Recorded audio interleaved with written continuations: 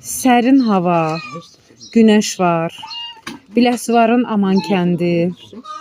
Aman kənd. Pürrəngi çay.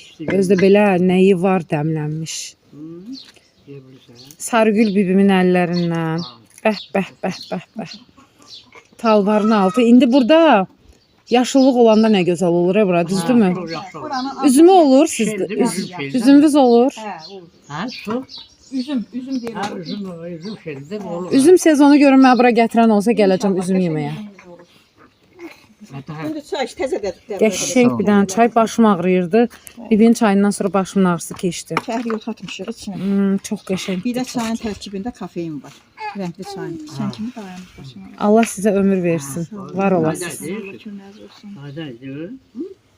Yorulub təsadüfən döndüyümüz bir həyat. Tam təsadüfən heç proqramda yox idi. Təsadüfən döndük və təsadüfən dönüb tanıdığımız bir ailədən elə gözəl müsahib çıxdı ki.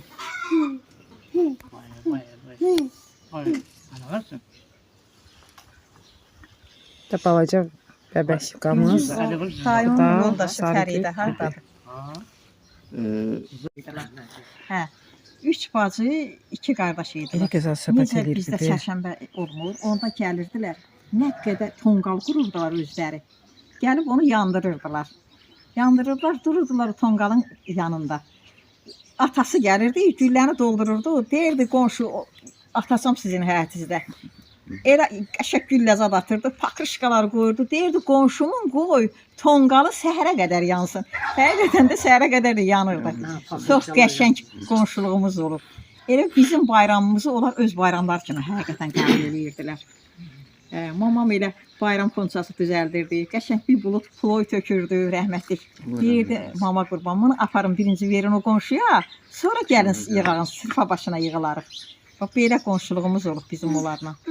Çox gözəl, çox qəşəng. İndinin özündə də onun qızları Rusiyadadır, uşaqları, evlatları. Mən onlarla əlaqə yaradıram, danışıram. Allah hamd olsun.